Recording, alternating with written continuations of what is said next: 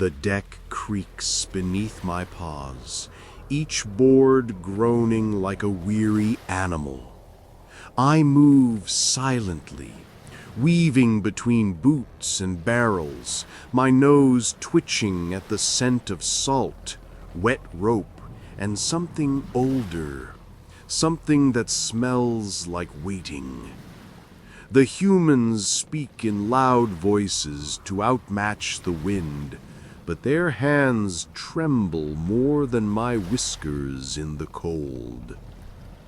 I am a cat, just a cat, they say, a stowaway companion, but I know better. I am the keeper of the in-between places, the warm spot under the boiler, the whispering corners of the hold, the tight space behind Shackleton's boots.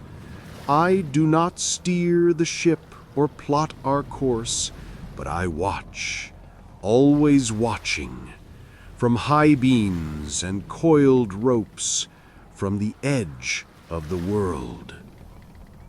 The ship is called Endurance. The men say the name often now, like it's a spell they hope will hold. Endurance, drawn out over chapped lips and wind-burned cheeks. I don't understand all their words, but I know the tone. Tense, hopeful, brittle. Shackleton says it low, like a promise. Others say it like a question. They call me Mr. Chippy. It started as a joke. I chipped a chart once, walked across it with damp paws, and tore the corner with a claw. They laughed, but it was a strange laugh, the kind people make when there's not much to laugh at.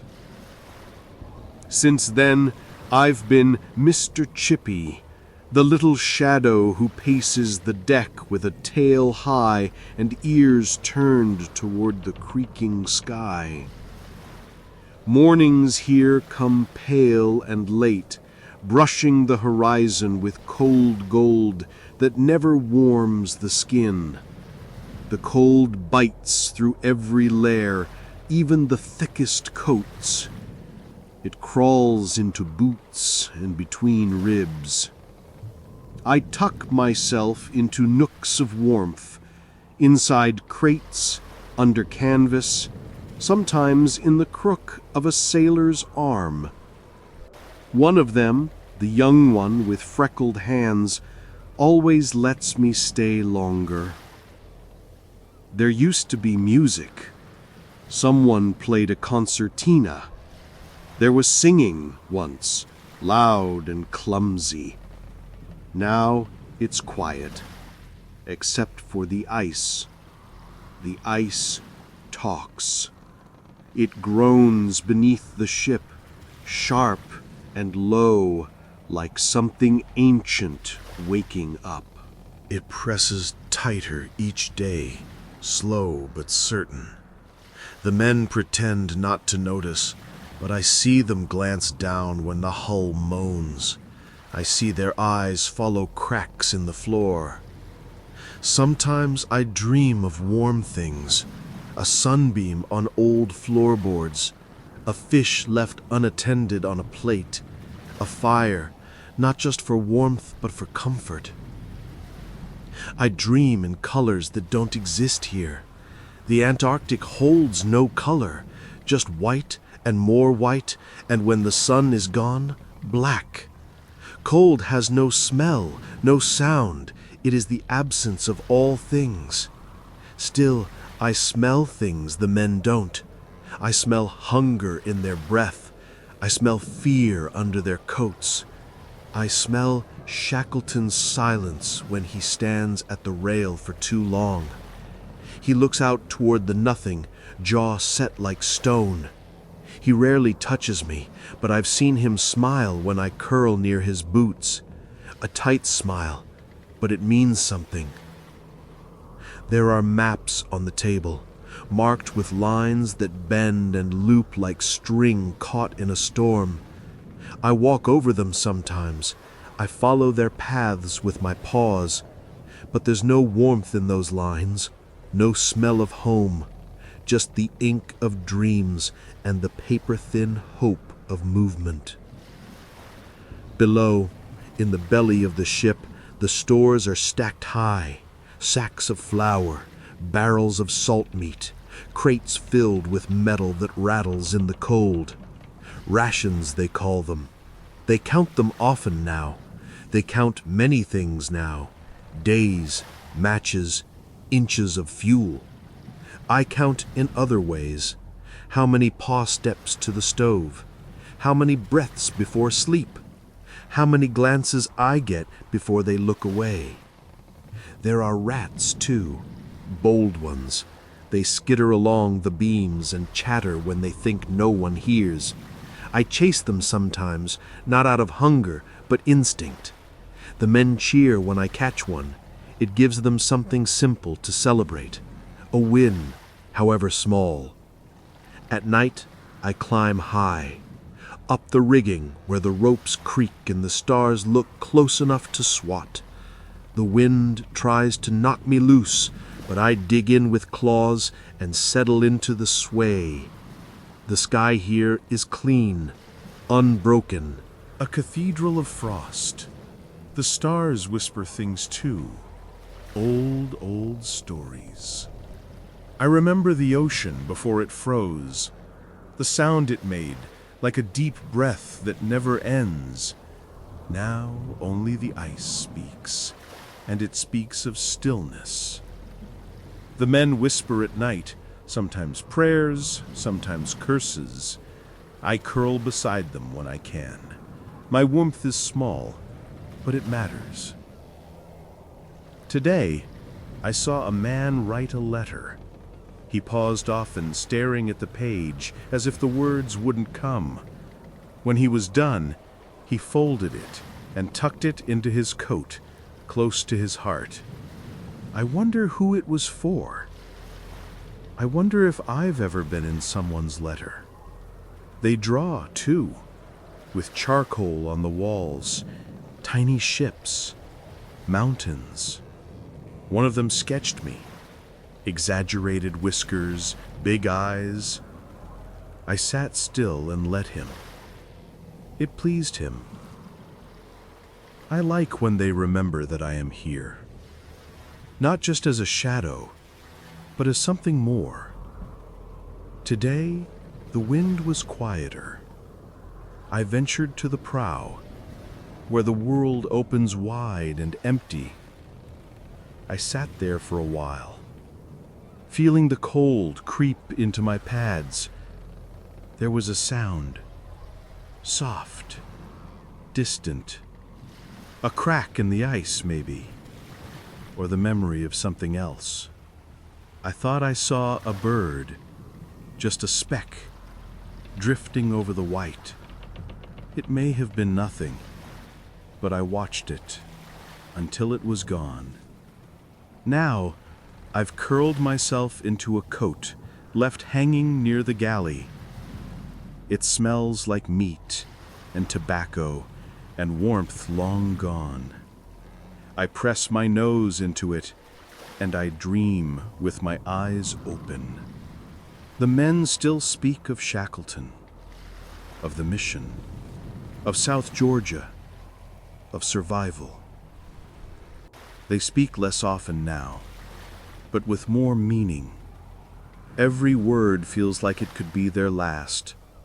I listen, I watch, I remain, and I purr deep and low, because as long as there is one heartbeat aboard this ship that still hopes, I will be here. Mr. Chippy, the cat of the Endurance. The wind howls today, a long, mournful sound that snakes between the boards and slips into the men's collars like a thief. But still they speak, louder than yesterday, not because they have more to say, but because silence here feels heavier than any storm. They fill the air with stories, half-laughed memories, and instructions barked to no one in particular. Their voices are big, like them. I listen from a beam above the galley, tail curled around me, eyes half-lidded. I feel their words before I understand them. Some bark orders, some hum old songs, some mumble to the floorboards, and some don't speak at all. The one they follow, Shackleton, he talks the least. But when he does, all heads turn. His voice isn't loud, but it lands like an anchor, heavy, steady, full of the weight no one else can carry. His eyes are storm gray, like the sea before it froze, and when he looks into the white horizon, I wonder if he sees something the rest of us can't. There's a kind of order here, one I learned without being taught. These men are creatures of habit, of movement. When they can't sail, they repair. When they can't repair, they build things that will never be used, just to stay warm, just to stay sane. One man polishes brass that has no shine left. Another sharpens a knife on a stone as smooth as the sky. Their rituals are quiet forms of hope. They sometimes argue over food. Sugar is scarce. Flour is watched like gold. I once licked a grain of it off the floor and sneezed for an hour. One man laughed so hard he cried. Or maybe he cried so hard he laughed. It's hard to tell the difference now. They give me scraps, bits of fish, corners of biscuit, the soft edge of fat cut from seal meat. I take them gracefully. A cat must never appear too eager, even when hunger curls inside like a sleeping rat. Their coats are thick, but their eyes betray them. I know fear by scent. It leaks from them when they think no one notices. The young ones smell like smoke and salt. The older ones, like old wool and memories. Shackleton smells like leather, iron, and something like fire without flame. Not heat, but the will to create it. There's one they call Hurley. He carries a strange black box and peers through it often. He clicks a shutter and captures moments like he's stealing them from the cold. Sometimes he whispers to the box. "Hold still, Mr. Chippy," he says. "Let's show the world what courage looks like." I don't understand the box, but I know when I'm being remembered. They talk about their homes, about wives and children, about towns with strange names, Canada, Yorkshire, Tasmania. One man cried when he saw a picture of his dog. He let me curl on his chest afterward, my purring blending with his heartbeat like we were two creatures stranded in the same storm. I listen. I always listen. Their stories drift upward to the rafters where I perch. I collect them like feathers. One story lingers, about the time they first saw the ice close around us. They say it started with a sound, like a sigh from the belly of the world, then pressure, then panic. The Endurance creaked like it was alive, groaning under the weight. Shackleton didn't flinch. That's when they truly began to follow him, I think. Not when they left port, but when they stopped pretending this was just a voyage. There are jokes still, quiet ones. "Well, at least we've got the cat," one said while rationing pemmican. Another replied, He'll outlive us all." They laughed, but their hands shook. Sometimes I rub against their legs just to remind them I'm real. I am soft in a world made of sharp things. I purr to break the silence, a soft rumble against the growl of the wind. They build a shelter of sorts deeper in the hold, blankets strung between barrels. They light a small stove, and for an hour the world smells like warmth again. I leap onto a sailor's lap. He doesn't flinch. He strokes my back once, slowly, like he's petting a dream. The cold is always here. It gets into everything. Their voices are the only things that seem untouched by it. Big, rough voices, sometimes full of laughter, sometimes full of prayers. I don't pray, but I feel what they feel. When they fear, I bristle. When they laugh, I blink slowly. When they sleep, I guard their dreams from the corners. There's one night I remember most. The sky was deep and clear, stars stitched tight into the black. The men gathered around Shackleton. No orders, no speeches, just silence, broken by one soft voice. "We're still here." A murmur of agreement passed around, and I, tucked inside a coil of rope, thought, so am I. The wind roared later that night. The ship groaned like it wanted to rise and run, but it didn't, and neither did we. They talk about escapes sometimes, about sledges and open water, about a place called Elephant Island. The name makes my ears twitch. I don't know what it is, but it doesn't sound warm. Still, there's a glint in Shackleton's eyes when he speaks of it. And so they prepare. They sew, mend, wrap, and plan. The voices grow softer now, fewer jokes, more quiet conversations in corners. I hear the word departure more often. I don't know where or how, but something is coming, something big. I sleep curled beside a boot that smells of dried fish and leather.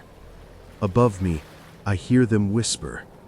They're afraid, but they speak anyway, because the silence out there, it's deeper than any fear they carry. And me, I stay close. I carry nothing but warmth, and I listen. Always I listen. The first time the ice spoke to us, it wasn't with a roar, it was with a whisper. A long, low crack beneath the hull, like the earth itself exhaling through clenched teeth. I remember freezing mid-step on the main deck. Even my tail stiffened. Every man stopped what he was doing. That moment, still as death, colder than thought. It was then that I understood the ice is not just cold, it's alive. I had felt it creeping even before the men did. Beneath my paws, the wood changed, no longer soft with salt and time, but stiff, brittle. The ship became a cage made of groans. Shackleton looked down at the deck that night, and I saw something shift behind his eyes. He didn't say a word. He didn't need to. The silence around him carried more weight than the snow. I prowled through that silence, my paw steps muffled by frost. The sails were limp, cloth ghosts in the pale light. The rigging no longer sang. And the men, they were different. No more songs, no more loud tales around the mess. Just murmurs, just eyes darting to the floor whenever the hull popped or flexed like bone under pressure.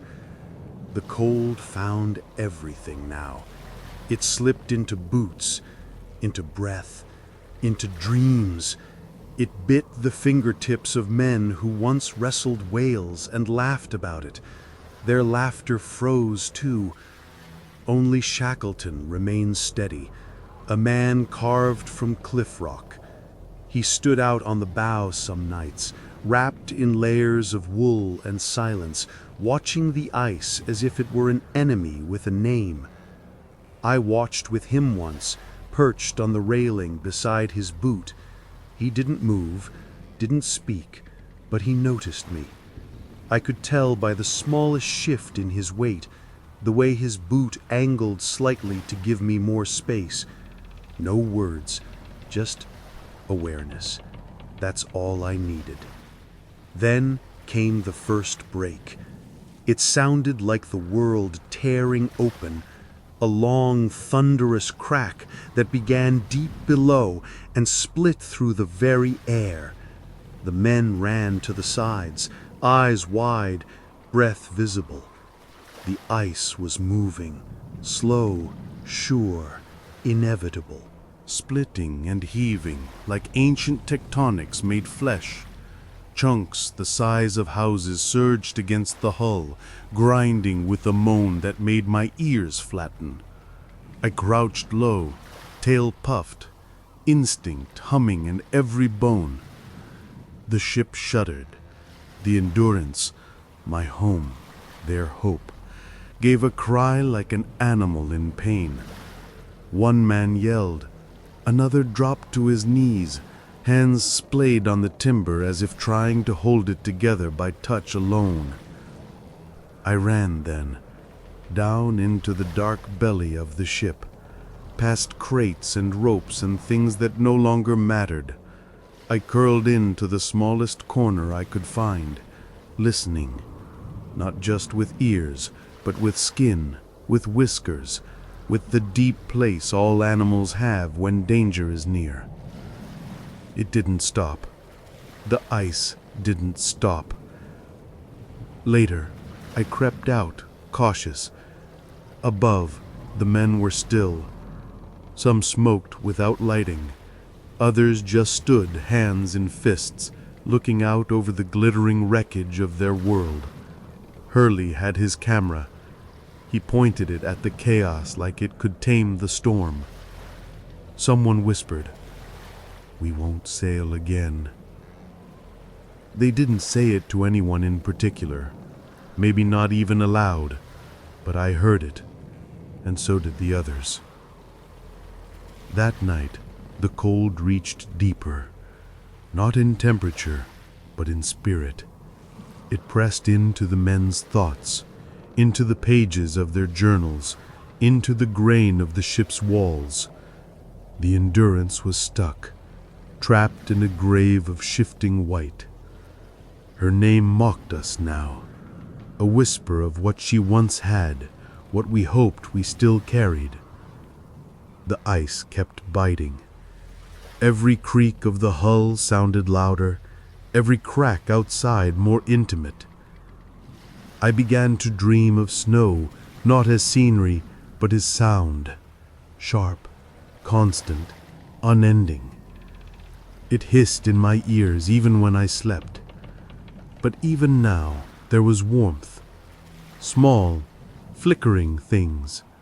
One man carved a tiny sled from driftwood. Another played a tune on a bone. Shackleton passed around a ration of chocolate, a sliver each. He broke his own in two and gave the larger piece to the boy with the cracked hands.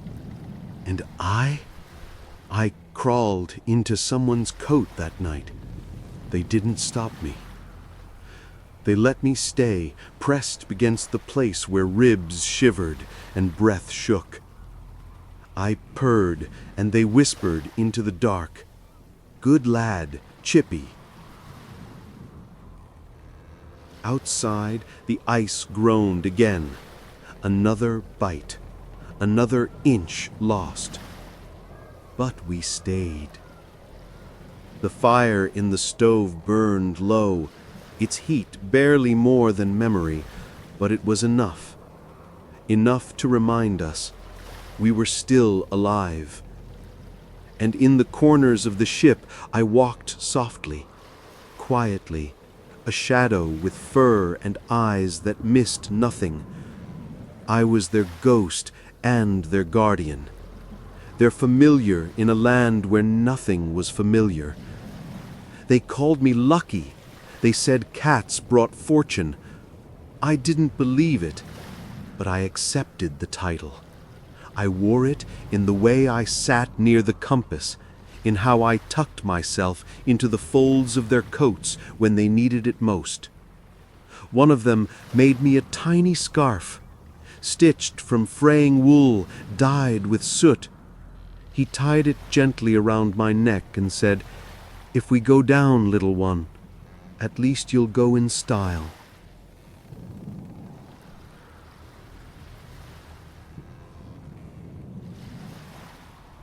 I licked his hand once. He didn't laugh, just stared into the cold like it might answer something he hadn't asked yet.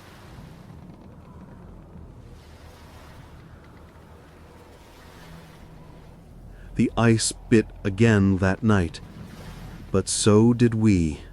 There is a silence more powerful than storms. It sits heavy on the deck now, like a thick, invisible snow, settling not on our shoulders, but inside our lungs.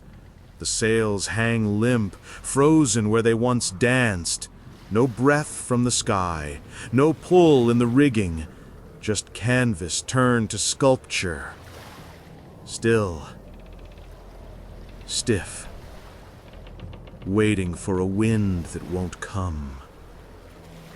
I move carefully through this quiet, my paws pressing into wood that creaks only faintly under my weight. Even the ice seems to hush today, as if it's watching, listening, biding its time. The men feel it too. They walk slower, speak less. Every gesture is considered, like sound itself costs energy they no longer have. I nestle beside coils of frozen rope, watching, my tail curled tight.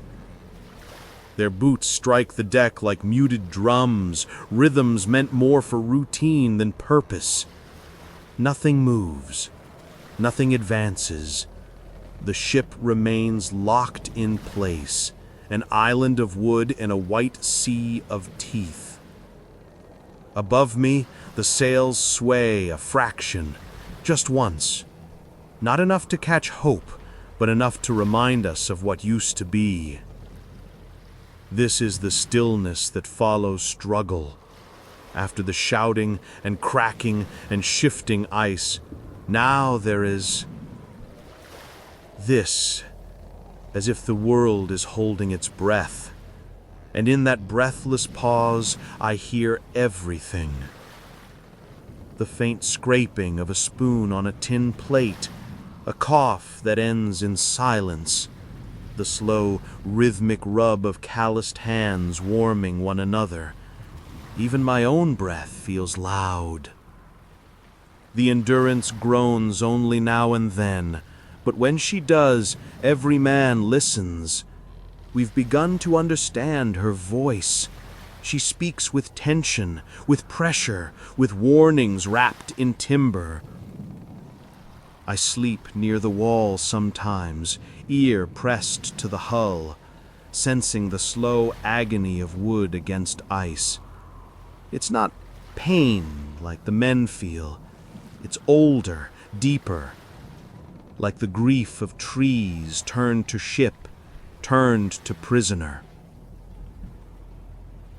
Below deck, they've built order where freedom was lost. Hammocks now swing with barely a sway. The stove is tended carefully, its flame kept alive like a secret. They take turns telling stories at night, not of the future, but of things left behind. Pubs, forests, a girl who smiled at the station, a cricket match under sun. The past becomes shelter. I walk between them, uninvited but welcome. a brush of fur against a wool-covered leg, a quiet companion when there is nothing left to say. They are men used to action, ropes and storms, decisions shouted from mast to deck. But here they face something worse, inaction, the kind that doesn't end. Days blend, the horizon never changes. It's hard to tell time without motion.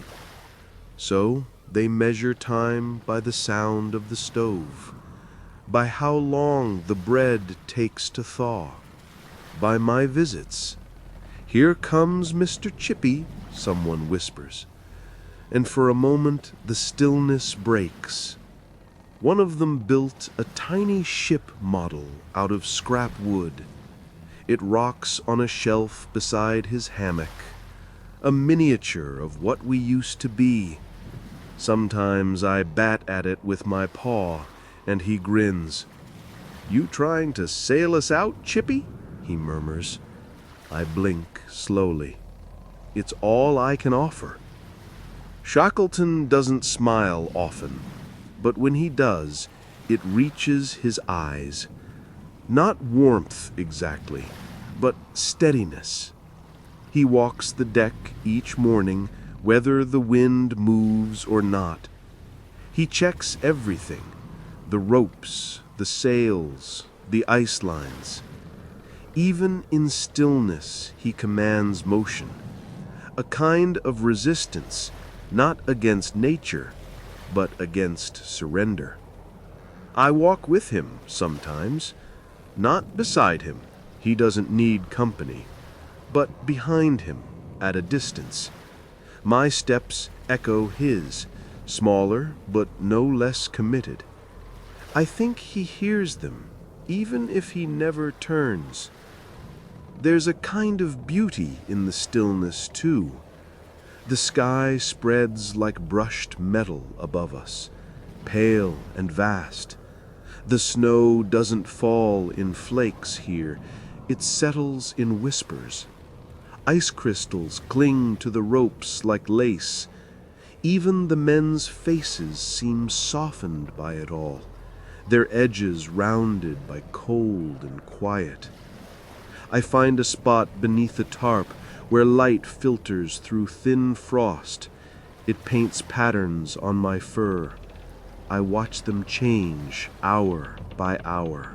The world may not move, but it shifts, slowly, in ways that matter only if you're very, very still. The rats have gone quiet. They know what's coming. Animals feel things earlier, deeper. The ice isn't done with us. This pause, it's the intake of breath before another bite. At night, the stillness turns to velvet. Sound is swallowed whole. Even the wind seems careful, like it's stepping lightly. I curl into a tight circle near the stove, eyes half closed, ears twitching to every flicker. Someone plays a mouth organ, low and slow, not a tune really, just sound, shaped like longing. A man hums along, another mutters lines from a poem. And me? I purr, not out of comfort, but as offering, a small sound to remind them they are not alone. Sometimes, in the deepest part of the night, I dream of motion, of the ship slicing through Black Sea under star fields, a fish darting beneath, of ropes taut with purpose, of Shackleton's voice, clear and sure, calling orders into the wind.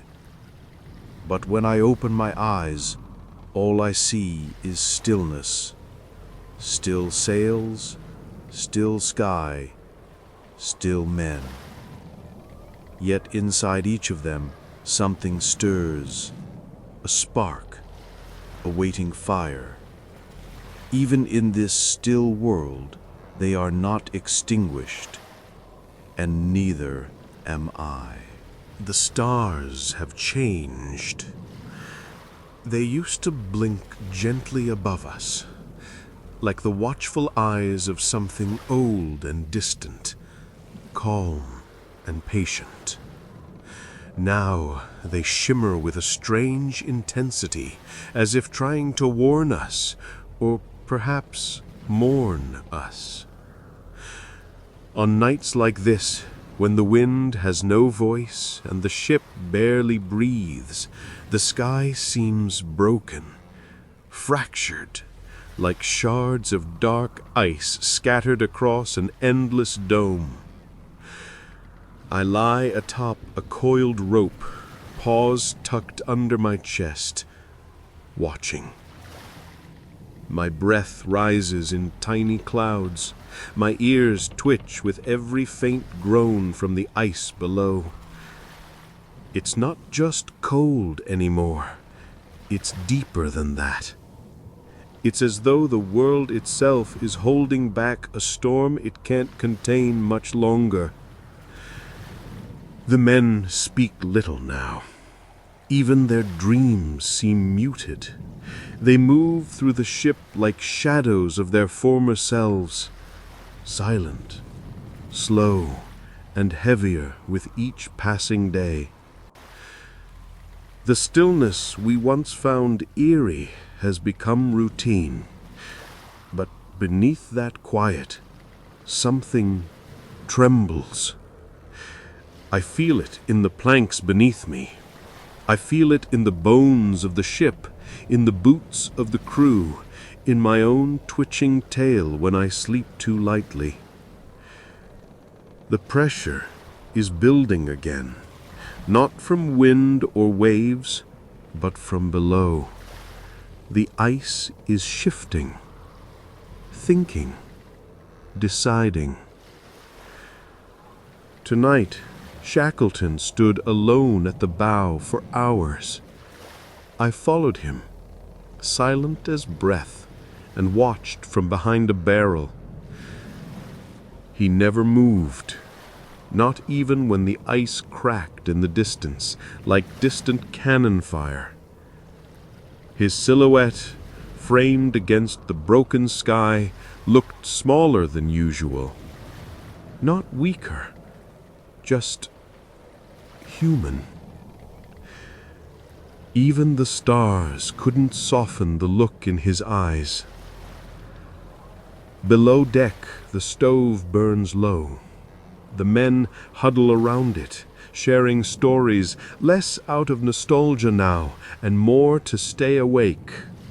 Sleep has become a fragile thing, restless and full of warnings. I often crawl into someone's hammock, pressing close, grounding them with the warmth of something still alive.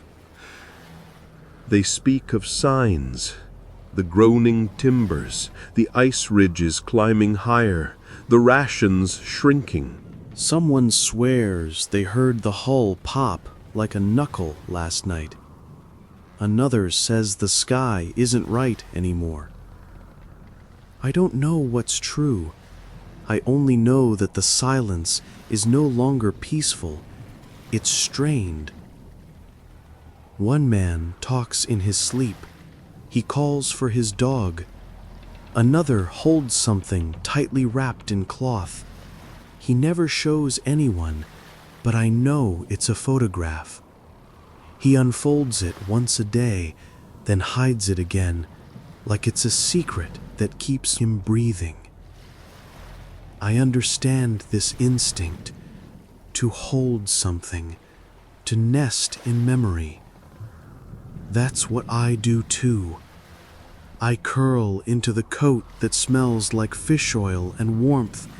I nap beside the bundle of sailcloth near the stern where it's quietest. I follow Shackleton, not because he's the leader, but because he never lets himself pause. He doesn't allow despair to linger. He looks beyond it, always, like he's already halfway to some invisible shore. but even he can't stop the ice from stirring. Today, I walked out onto the upper deck at first light. A thin pink line bled across the horizon, but it didn't warm the world. It only made the jagged ice look sharper, more real. The ship is surrounded now by ridges, white walls pressing in, tightening like the jaws of some enormous creature. And still, we stay. They talk about leaving the ship now, preparing the sledges, making plans. I hear Shackleton discussing distances and weight, and which lifeboat might survive the drag. They say if more often than when. I've learned that if is the human word for pretending you still have choices. I watch them load equipment, seal meat, biscuit tins, oil cans. They argue gently over what to leave behind. I see them looking at each object like it's a friend. The axe, the kettle, the last tin of condensed milk. I even catch one man staring at a broken cup like it held something more than tea. Everything has meaning when you're about to let it go. I sit atop a stack of packs as they prepare. One man looks at me and says softly, "You coming too, Chippy?" I blink once, slowly. He smiles, but it fades quickly. The men know this will not be a journey. They've stopped calling it that. This is survival, a different thing entirely. At night, the sky continues its fractured glow, and beneath it, we tremble. But I don't run. I walk the length of the ship, again and again, from stern to bow, from hammock to hatch. It's my territory, my home. I walk it like it still matters, like we are still a crew and not just lost things clinging to a dream of movement. There is a crack in the deck now, thin but growing. I sniff at it each day. It smells like the sea beneath the ice, restless and waiting. The men avoid it, but I watch. The sea hasn't forgotten us. It waits for its moment. We are not forgotten. Tonight, Hurley cleaned his camera lenses in silence. Then he took a photo of the frozen sails above, stiff in their wooden frames. I posed beneath them, and he nodded at me, a quiet thank you in his eyes. He knows, like I do, that one day these images may be all that's left. Not because we won't survive, but because the endurance won't. At night, when even the men stop whispering, the ice begins to speak. It doesn't shout, it groans, long, drawn-out sounds, like old bones settling, or the deep breath of something sleeping just beneath us. Sometimes it starts as a tremble, a slight vibration through the deck. Other times it erupts all at once, cracks echoing outward like distant rifle fire. I feel it before they do. The ship's timber tells me in tiny shifts. I press my whiskers to the floorboards, and the message is clear. The Endurance is in pain. The men don't speak of it during the day. They pretend they didn't hear the hull scream. They drink their tea in silence, wrap their fingers around tin mugs, and stare out to nothing. Shackleton reads the ice with his eyes, his ears, his entire body. He listens to its song like it's a language, and perhaps it is. This morning, a great moan rolled beneath us, low and deep like thunder underwater. The men froze mid-step. Hurley dropped his lens cap. A tin spoon hit the floor and rang for far too long. Then silence. Then another crack. It split the ice 20 feet from the hull. A jagged black wound sliced through the white, like the earth had yawned in warning. The men moved quickly after that, checking ropes, adjusting weight, consulting Shackleton. I watched them from the top of a crate, tail twitching. Shackleton didn't raise his voice, he never does, but when he speaks, they move. There's something in his tone, not force, but finality. He said, "We're out of time," and just like that, they understood. They always do. They begin to prepare in earnest now. Lifeboats inspected, sledges adjusted. Every item is measured not just by weight, but by worth. The axe? Yes. The Bible? A single page. Photographs? Only the ones that can survive salt and frost. They speak quietly about leaving the ship. No one wants to say it aloud, but it hangs in the air like fog. I curl beside the pot-bellied stove while they sort supplies. They let me stay near, warming my belly on the one patch of heated metal left in the world. I pretend to sleep, but I listen. Always listening. They joke, still. Quiet ones. "Chippy's the only one not losing weight," someone says. I flick my tail in protest, but their smiles are soft, without sharpness. These are the kinds of jokes made by men trying to stay alive, not in body, but in spirit. Outside, the ice has begun to tilt the ship, not suddenly, not violently, just enough that every floor feels wrong. A subtle shift in gravity, like standing at the edge of a slope that might give way. The Endurance is tired. She creaks even when the wind is still. Her ribs strain in the pressure, her decks warp. I know the sounds of her now, the way I once knew alleyways in the city I don't remember. There's something awful in the quiet after the groaning ends. Not relief, just the expectation of more. It's like waiting for a scream that hasn't arrived yet. I climb into the rigging that evening. The ice field spreads in every direction. It stretches so far, I almost forget the ocean beneath it. Almost. But I can smell it. Brine and rot and deep, endless dark.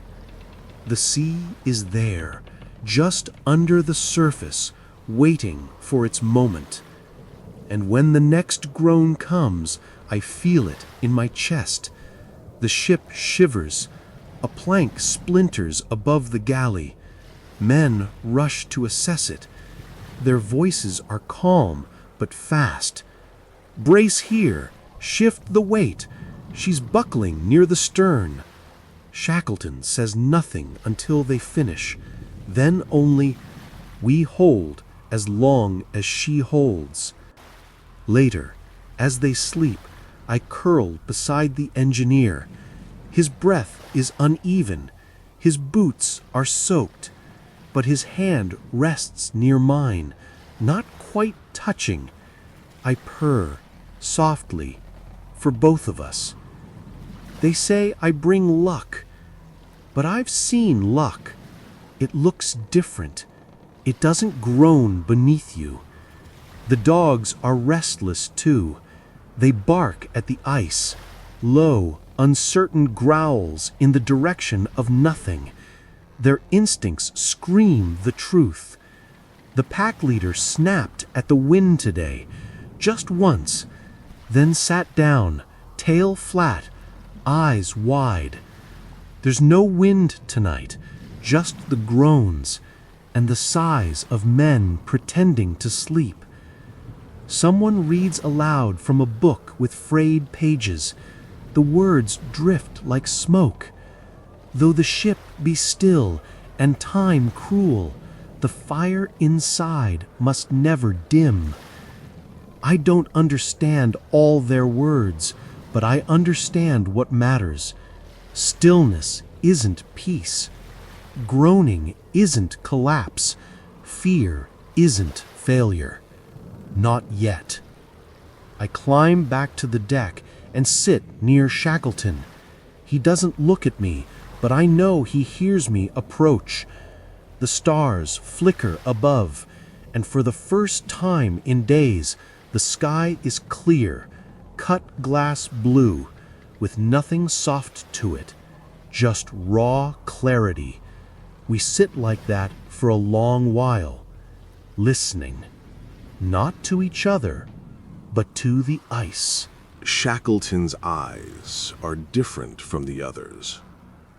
The crew looks outward and sees ice, endless, jagged, white. Shackleton looks outward and sees the next place to move. Or maybe not see in the way most do. He senses it, through instinct, through pressure, through silence. He reads the stillness like a map. His eyes don't search, they wait, they measure, and they never look away. He doesn't smile much, and he rarely touches anyone, not even in comfort.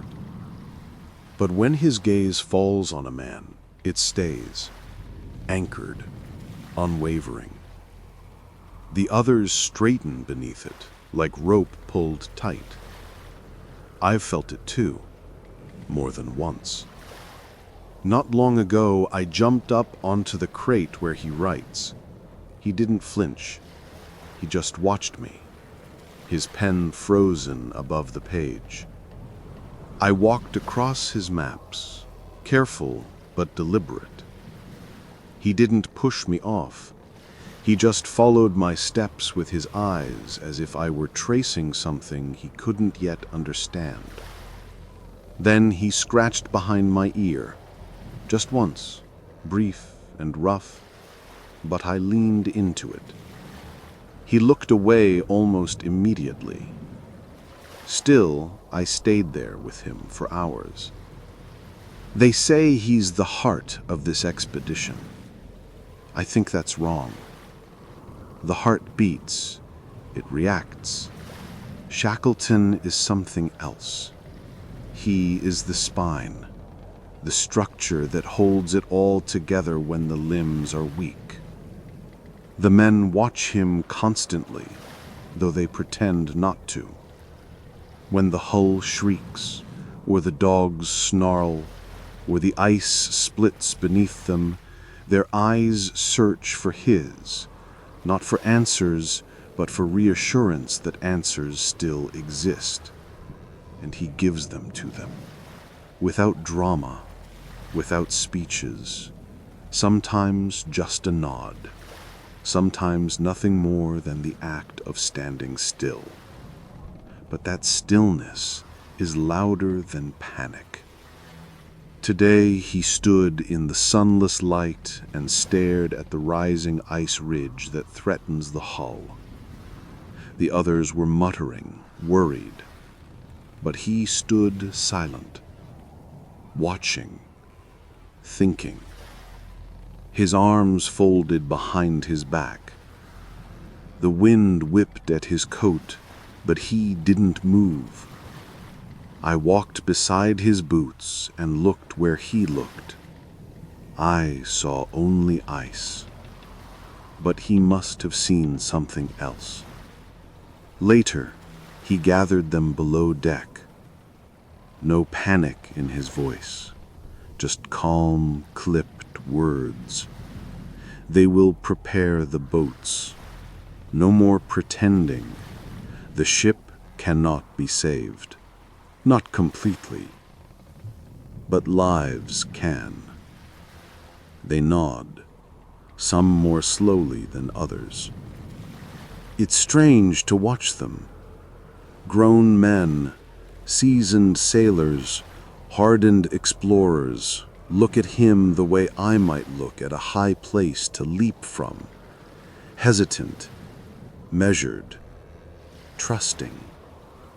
He sees them all, even when he doesn't look directly. He knows who limps in the morning, who hides frostbite in their gloves, who hasn't eaten a full ration in days. He notices everything, including me. One night, I followed him on deck when he thought no one was watching. The stars were out, but the light was flat and cold. He sat on a coil of rope, his elbows on his knees. I crept close and curled beside his boots. He didn't move. Then he spoke, not to me, not really, just aloud. "We'll find a way." His voice was low, a whisper not meant for the wind or the men or even himself. And I believed him, not because I understood his words, but because I've seen how the others walk differently when he passes, how they try harder when his gaze falls on them, how they joke, even in fear, just to keep that fire burning in his eyes. Hurley took a photo of him today, standing beside the fractured lifeboat, hand on the gunwale. Shackleton didn't pose. He never does, but somehow he always looks like he's already in motion. Even standing still, his body leans toward what's next. I climbed into the boat afterward. It smelled of old canvas and rope tarred with desperation. He watched me from the edge, said nothing, then walked away to speak with Worsley. They speak in numbers now. Miles, days, ounces, degrees. But Shackleton's eyes speak in something else. Distance. Not the kind marked on maps, but the kind between survival and giving up. Between firelight and darkness. Between the men they were and the ones they must become. Sometimes I wonder what he sees when he looks at me. An omen? A relic? A burden? Or maybe more? Maybe, like him, I just keep moving forward. There's a story I heard the men tell about a cat on an old warship who survived a storm by crawling into the captain's coat. They said it was luck, but I think it was instinct. The cat knew where the calmest heart beat. That's what I've found in Shackleton. Not softness, certainty. As the night comes on, the groaning of the ice grows louder again. The dogs whine. The crew huddles in patches of warmth. But Shackleton walks alone, checking the lines, testing the snow. When he finishes, he stands at the prow, and I join him. Together, we watch the sky split with stars. No words, just presence. His gaze fixed on the horizon. Mine fixed on him. I meowed today, not for food, not for warmth, but because I didn't know what else to do. The ship made a sound I'd never heard before, deeper than any creak, longer than any moan. It began in the spine of the Endurance and moved outward like thunder through timber. She shivered, and so did I. The men froze. Shackleton stood still. The dogs barked and paced, ears back, eyes wide. Then the deck beneath my paws shifted. Not much, just enough to change everything. A crack appeared near the forward bulkhead, sharp, black, alive. It split the wood like skin peeled back. The men ran to it with ropes, tools, commands, but there's no fixing a wound like that. The Endurance groaned again, louder this time. A final protest or a surrender. I couldn't tell. And that's when I meowed. It slipped out of me before I knew it was there, small and high, like a bird caught in a storm. One of the men turned, his face pale, teeth clenched. He knelt beside me. "Easy, Mr. Chippy," he whispered, rubbing behind my ear with a hand that trembled. "Easy now." But there is no easy left. This ship, our shelter, our spine, our last splinter of civilization, is dying. They try to move her, shift the weight, reinforce the beams, but she won't respond. It's not defiance, it's exhaustion. She has given all she had. The pressure is too great. The ice doesn't yield. The air feels different now, like we've crossed some invisible line, not just in temperature, but in truth. They know it too. The voices are lower, tighter, fewer jokes, fewer songs, just the work of salvaging what they can. Shackleton orders the men to begin unloading supplies, setting up camp on the ice itself. The ship will no longer protect us. We must build new walls out of tents and faith. The dogs are tethered nearby. They grow restless. The snapping of the timbers unsettles them. One has started digging, pawing endlessly at the snow, as if trying to bury something it cannot name.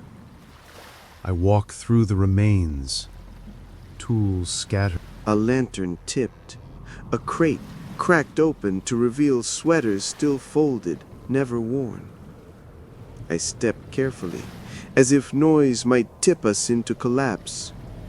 The air smells of seal fat, kerosene, and fear. I leap onto a shattered beam, tail high, ears rotating. My world is splinters and shadows. No place is truly safe, but I know how to move through broken things. I was born in alleys, in narrow escapes and cold ledges. This is different, yes, but not unfamiliar. The men work in silence, moving gear, securing tents, setting up sledges. Shackleton watches everything, hands behind his back, boots sinking into the soft crush of snow. He doesn't speak unless he must, but when he does, they move. He tells them we will not abandon the ship, not yet. She gave us everything. We will take only what we must. The rest stays until she releases it. They nod. They understand. And yet, one by one, they carry boxes across the ice.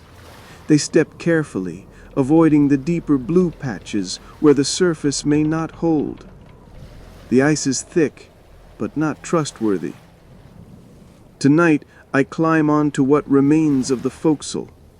From here, I can see the entire wreck, the way she leans, the dark teeth of the ridge that crushed her midsection, the outline of men below, moving like ants across the snow.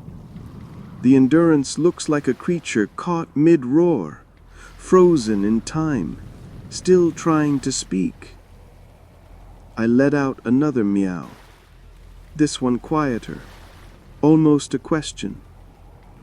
No one answers, but the wind does. It shifts, cold and sharp. It carries snow across the deck like breath across a wound. I remember this deck when it was warm with sun, when the men laughed and played cards and Hurley filmed us in the golden light. I remember napping beneath the stairs, the scent of biscuits in the air. I remember Shackleton's boots near my nose, the quiet presence of leadership like the heartbeat of the ship. All of that is changing. Now the decks are slanted. The doors won't close. The hull is loud at night, even without movement. The cold presses harder. The sounds are wrong. Everything smells of ending. And yet, we go on. They set up a new camp on the floe, tents staked with everything but certainty. The ice groans underfoot, a reminder, a warning. I pace the perimeter each evening, my body low, tail twitching. It feels wrong to leave the ship, even if staying means death. But Shackleton is not led by comfort. He is led by motion. When he gives the final order, they will leave this place. They will carry only what they can pull. They will become animals of the ice, migrants beneath stars, following hope through wind and white. I will follow too, not because I understand, but because I trust the one who never looks away. Tonight, I sleep curled in the corner of a lifeboat. Its sides creak when the wind hits it, but inside there's a hollow kind of warmth, a place where breath gathers, where fur touches canvas, where I can close my eyes. In the distance, the Endurance cracks again. The sound is slower this time, like ribs breaking in a long, reluctant breath. And still I purr, because in ruins we are reminded what matters most. Each other, the warmth of a hand, the sound of Shackleton's voice in the cold, the silence between groans, and the meow of a cat who still believes we are not yet lost. Snow is different here. Not the kind I remember from the ship's early days, light and drifting, like ash from a distant fire. This snow clings. It packs itself into the space between my toes. It dulls my claws and numbs my pads until I can't feel the ground beneath me. I walk carefully now, not with fear, but with memory. Every step leaves a print that vanishes behind me. The world has no edges anymore, only white. The Endurance is mostly gone now, crushed in on herself like something old and tired, finally curling up to sleep. Shackleton gave the order to abandon her fully. I watched as they removed the final supplies, sleeping bags, medical kits, bundles of seal meat wrapped in canvas, journals carefully bound in oilskin. They didn't cry, none of them, but their silence was thicker than grief. I was the last to leave. I stepped off her broken deck onto the ice floe without looking back. I didn't need to. The sound of her hull surrendering was enough. It wasn't a scream, it was more like a sigh, the kind made when even breathing becomes too much. Now we are part of the ice. We live in tents stitched with hope and worn wool, staked into a floor that shifts when it thinks we're not watching. The wind cuts without pause. It speaks in short bursts and long howls, but always with hunger. It finds every gap in the canvas. It nips at my ears as I curl into a blanket no one claims. The men mark days on a makeshift calendar nailed to a box. I mark time by the softness of snow, by the sounds their boots make, by how long it takes for a fishbone to freeze solid. We no longer travel by clock. We travel by survival. Today, I walked a wide circle around camp, my paws pressed into new fallen snow. It felt like walking across powdered bone, soft but final. The men watched me.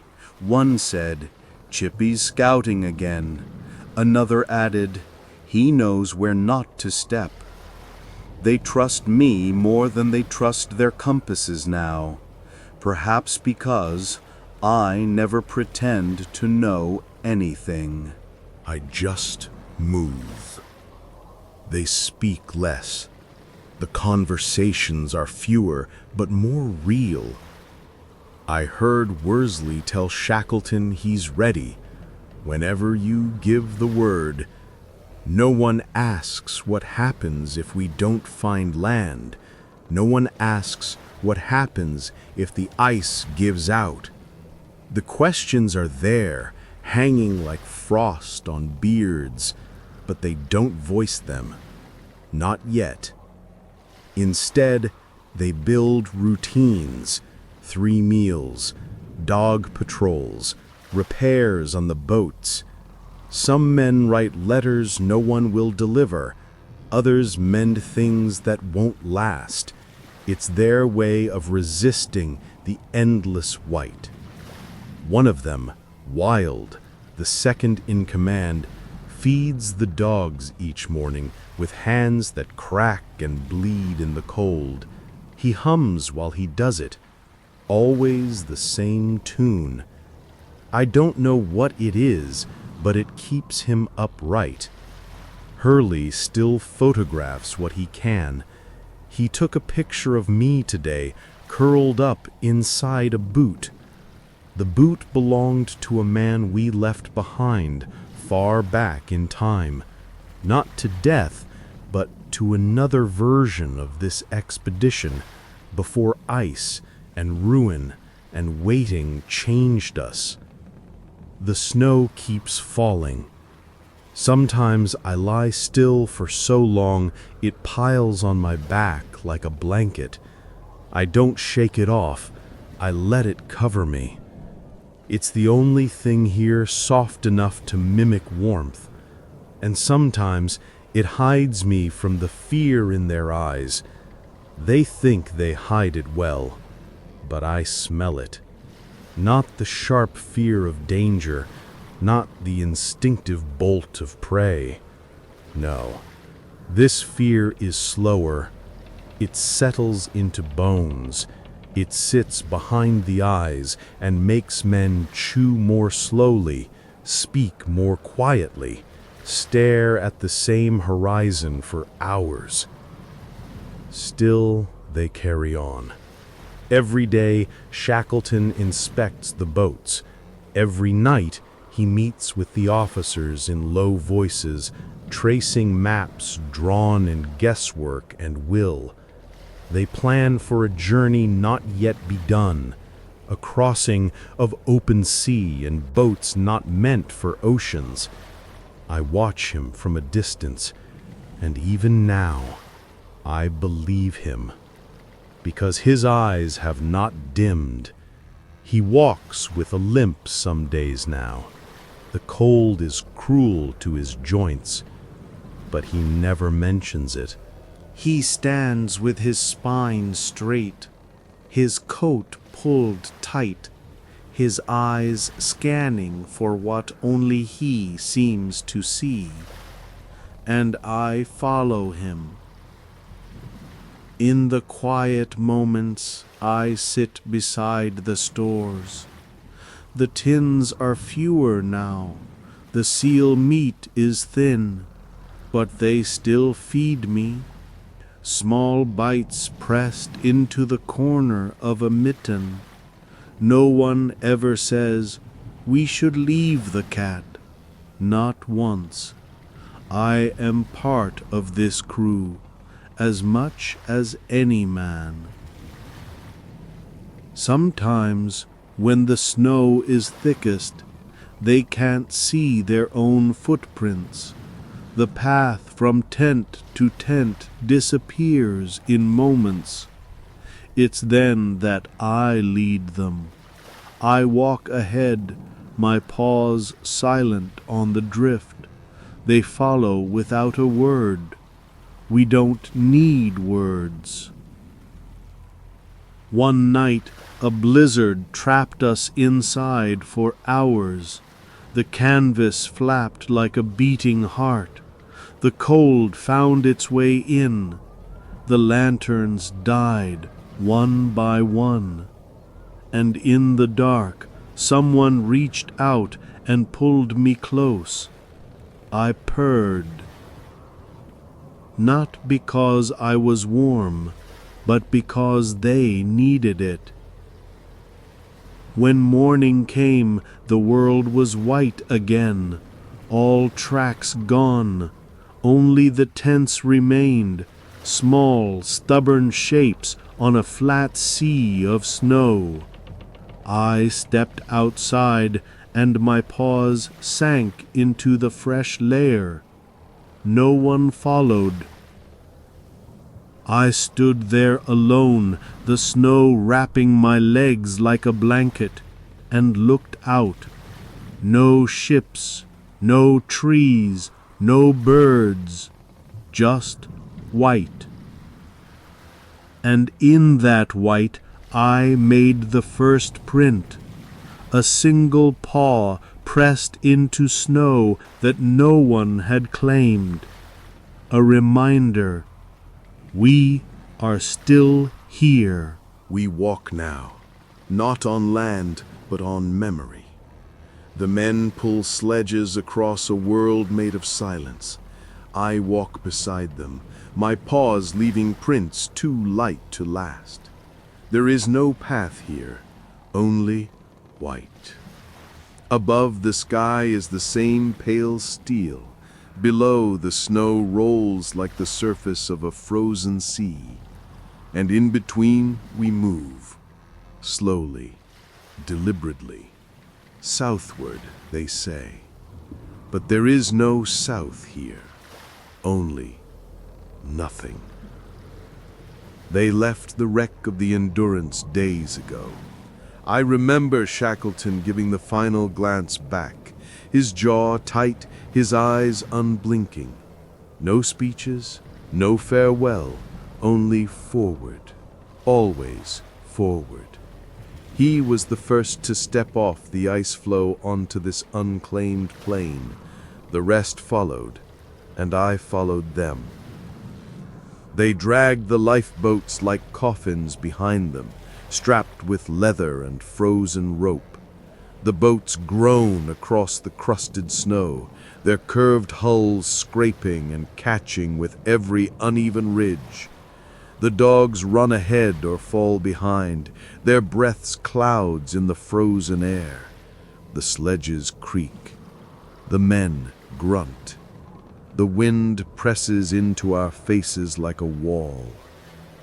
But no one turns back. There is nowhere to return to. Some of them speak to the sky. Some speak to themselves. Others say nothing at all, their lips too cracked for words. Each carries a bundle, gear, rations, hopes too quiet to name. I carry nothing, only myself. And yet I know I am not empty. They still speak my name sometimes. Chippy. Not often, but enough. A quiet sound in a loud silence. A tether. A reminder. I walk near Wild sometimes, near Worsley. I wait near the fire when it is allowed. They share scraps with me, cover me with parts of old sweaters, let me sleep in the folds of sailcloth. They still believe I am part of them, and I am. Even here, even south of anything. At night, they form circles. The lifeboats become windbreaks. The tents sag under frost, but they hold. I curl beneath the flap, eyes half closed, listening to the crackle of voices and the sound of matches striking cold metal.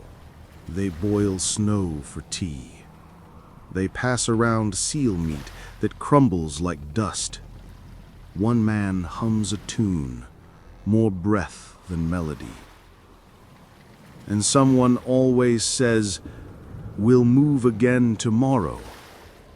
They say it like a spell, not to plan, but to promise. The stars are distant now. The horizon glows with nothing. Sometimes we see shapes in the distance, ridges, mounds, shadows. We walk toward them, but they change. They blur. Ice disguises itself well. We chase the idea of direction, but the land moves beneath us. Still, Shackleton leads. He pulls like the rest, no different. His coat is ragged now, his gloves worn, but his step never falters. He stares into the white like it owes him something, or like it's dared him to stop. He does not stop. I sometimes sit on the edge of the sledges when my paws are too cold to keep walking. They let me. One man tucked me into a canvas bag once, his body hunched over mine to block the wind. I fell asleep against his heartbeat. When I woke, he was crying silently. He didn't stop when I looked up, just wiped my ear with his thumb and whispered, "We'll get you home, little one." I don't know where home is anymore. It used to be warm rope and the sway of planks beneath my paws. It used to be Shackleton's boots, the smell of oil and tobacco, the call of seagulls. Now, home is wherever we stop, wherever breath still comes, wherever we remember that we are alive. We saw birds yesterday. 2 of them. Black wings against the empty sky. They circled once and vanished. One man pointed, another crossed himself. "Land must be close," someone whispered, but no one smiled. Hope is a quiet thing out here. It's not shouted, it's carried, wrapped tight like a final matchstick, struck only when needed most. I've seen the frostbite now. The fingers wrapped too tightly, the faces turning gray around the lips, the dogs shiver harder. The fire takes longer to light. The food tastes only of salt. But still, we move. They talk about Elephant Island. They talk about miles. But distance is strange now. Some days feel like whole seasons. Others vanish in the wind. I know what day it is by Shackleton's face. On hard days, he barely blinks. On harder days, he carries extra weight in silence, but he never lets it fall. Today he carried a man too tired to stand, helped him into the boat, tucked him into the skins, and said nothing. Just returned to the rope and kept pulling. I watched his boots dig into the snow. I followed. The snow here doesn't melt. It grinds. It builds in layers. It buries. My pads are raw, but I walk anyway. Because they walk. Because Shackleton walks. Because movement here is the last defense against forgetting. At night, they whisper about what they miss. The sound of doors, the smell of bread, a child's laugh, a dog's bark in a green yard. One man closes his eyes and talks to someone he loved. The others pretend not to hear. I curl beneath his knees and purr, not because I understand, but because I can. We camped tonight beside a ridge of ice as tall as the Endurance once was. It cast a long shadow in the half-light. The wind howled around it, and we huddled close. I walked the perimeter as I always do, my tail low, my body close to the ground. I left tracks in the snow that faded before dawn, but I knew I had walked them. That was enough.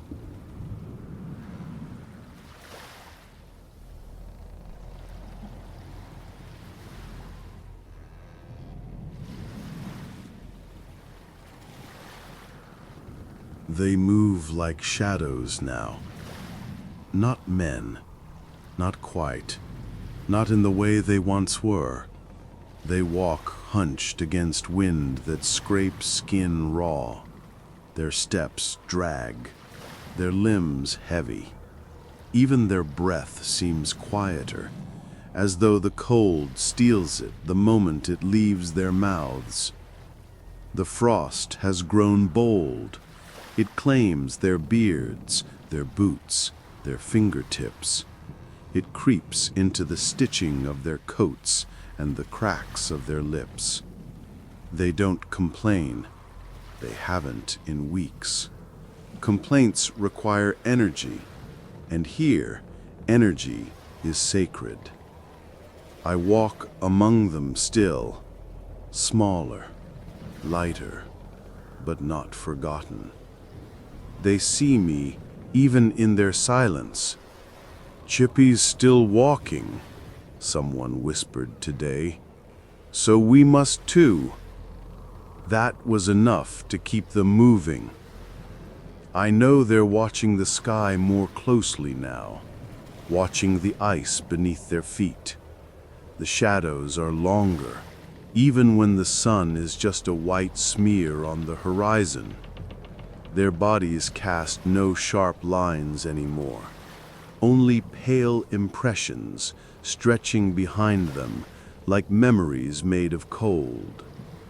Worsley reads the compass daily, but I think he knows it doesn't matter much out here. Everything shifts. What was west yesterday is drifted away today. The ice changes the rules, but still he reads, and Shackleton listens, and the others watch Shackleton. When he moves, they move. The dogs have stopped barking.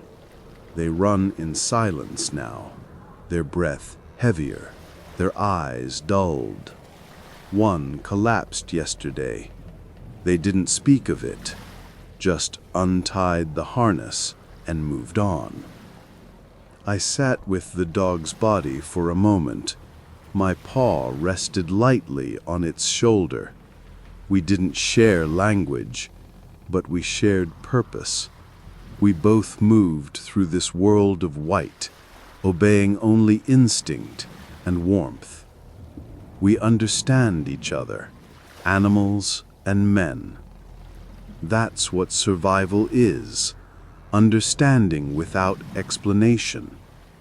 At night, the men wrap themselves tighter. They lie close in the boats, beneath skins stiff with ice. The fire, if there is one, is brief. Fuel is too precious now. I curl beneath the thick canvas, beside the man with the softest breath. His name, I think, is Greenstreet. He dreams with his eyes open. Hurley no longer photographs. His hands are too cracked. The camera is buried beneath the tarp, wrapped tight, waiting for a world where stories matter again. For now, only the living matters. Even I am quieter. I no longer meow unless necessary. Sound feels fragile. The wrong note could crack the sky. But I still purr. When I press against a man's ribs, or when someone slips me a sliver of seal meat, I purr like the ice doesn't exist, like the stars are just fireflies hovering above fields I've forgotten. It comforts them. Sometimes it comforts me. We passed a ridge today that glowed faintly blue. Shackleton stopped. So did the rest. It wasn't beauty that paused them. It was memory.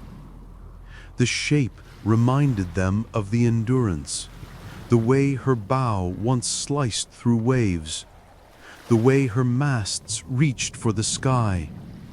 They said nothing, just stared.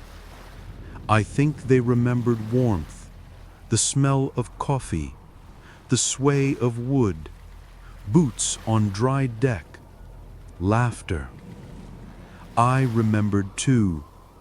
I walked between their feet and sat in the snow, my tail wrapped around me. For a moment, no one moved. Then Shackleton turned and walked on, and we followed. I sometimes wonder what I am to them now. A companion, a reminder, a superstition. Maybe I'm just proof that something soft can survive all this sharpness. One man, Clark, I believe, told me a story about a cat from his village that survived a barn fire. Came out covered in ash, with eyes like gold, he said, rubbing behind my ears. Lived another 10 years. Tough little thing. Then he kissed the top of my head and didn't speak again that night. I think they tell stories to me now because the ice doesn't listen. The ice only takes. But I keep. I keep memories, warmth, small comforts. I am the echo of the places they left behind. Today, Shackleton spoke with Wilde for a long time, away from the others. Their voices were low, urgent. I watched from behind a sled, my body pressed flat against the snow. When they finished, Wilde nodded once, and Shackleton placed a hand on his shoulder. They're planning something, a crossing, something final. Not for all, just for some. Because not everyone can make the journey ahead. It will be by sea, open, frigid, impossible. But Shackleton believes he has to, and they believe because he does. They always have. Tonight, I lie on a blanket that smells of salt and sweat. The wind is low, the ice less groaning, a kind of hush before something shifts again.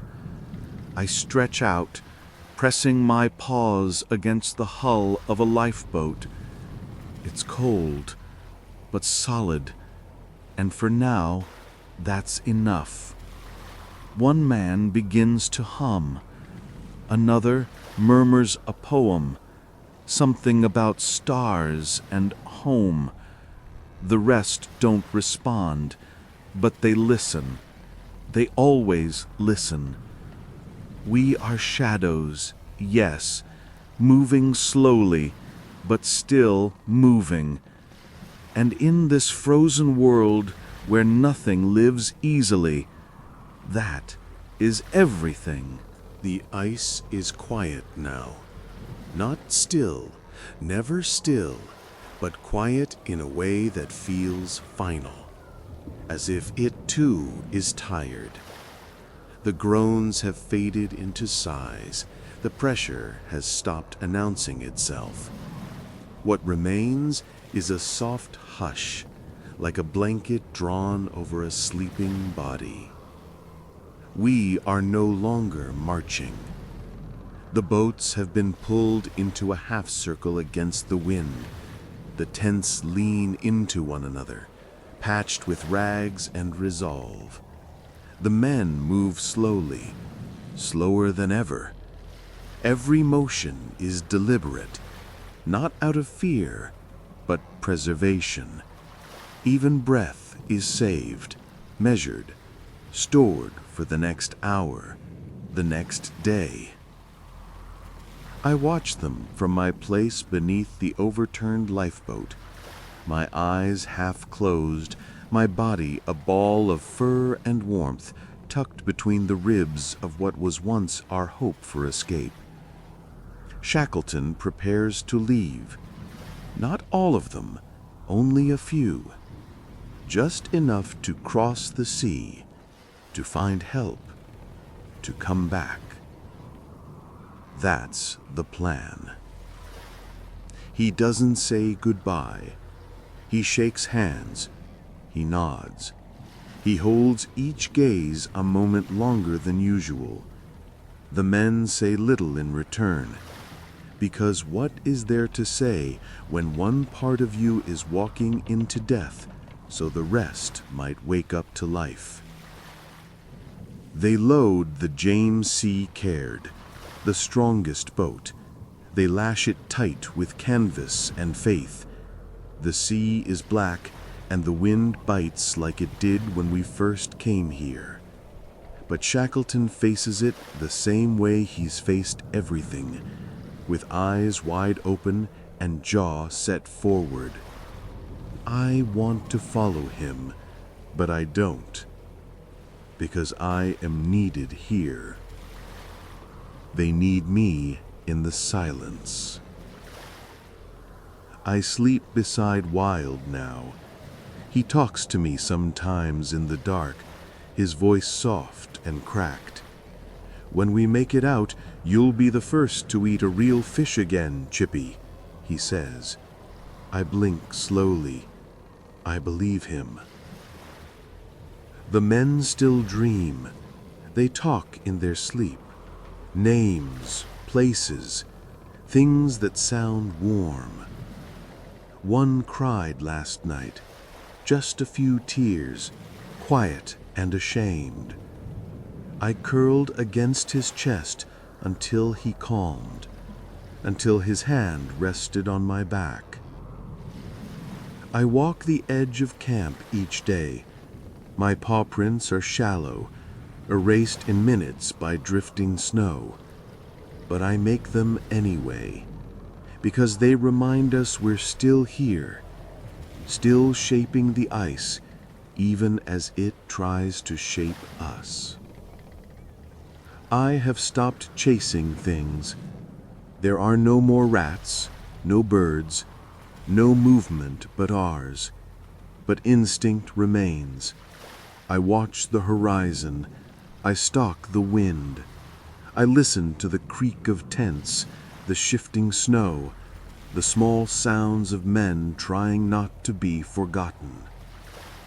Sometimes I see them watching me too, not with worry, not with pity, with recognition. We are not so different now. They walk with frost on their beards. I walk with ice on my whiskers. They dream of London and Sydney and Montreal. I dream of fish and wood and quiet corners with no wind. They live by hope. I live by warmth. And still, we live. Today, the wind changed. It blew in from the north, warmer by a breath. The snow turned wet under paw. The men felt it too, small changes that bring big thoughts.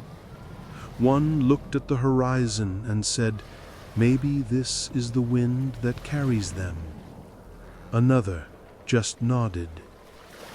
They talk of Shackleton still, every hour, where he might be, how far the James Caird has gone, whether he has found land, found help, found life.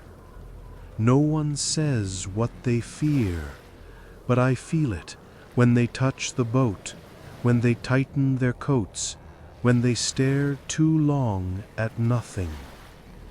They fear being left behind, but even more, they fear being remembered as lost. So they keep waking, keep walking, keep boiling snow for tea, and I keep watching. Tonight the stars return, clear and sharp, like eyes in the sky.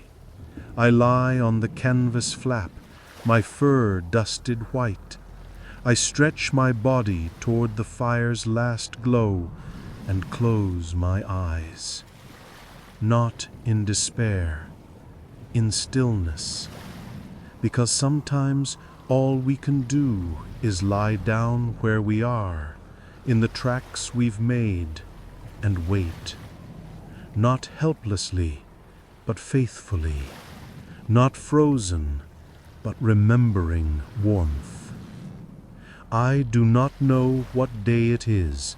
I do not know how far they've gone. I do not know if Shackleton will return. But I know this: we were here. We mattered. And if the snow buries our footprints, let the wind carry our breath. Let it whisper of a crew who endured, and a cat who walked with them. The wind no longer bites. It hums. Soft, low, like a lullaby made from memory. The snow drifts gently now, covering the world in white silence.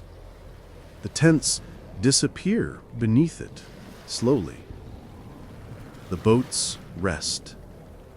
The fires dim. The footprints fade.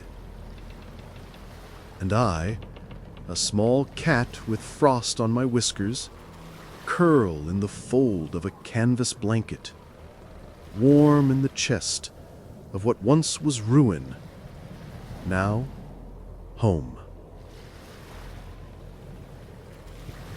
The stars above blink slowly, tired eyes watching over tired souls. There is no rush anymore, only the quiet rhythm of breath, the gentle press of fur against wool, the stillness of those who have done all they can do. Shackleton is far now, or near. It doesn't matter. What matters is that someone walked forward, and others waited, trusting. The sea beneath the ice still speaks, but softer now. Less hunger, more memory. Like it remembers who we were, what we left behind, and the hope we carried with us. So sleep now, traveler. Let the cold become weightless. Let the wind become warmth. Let the names and maps dissolve into stars. I'll stay awake a little longer.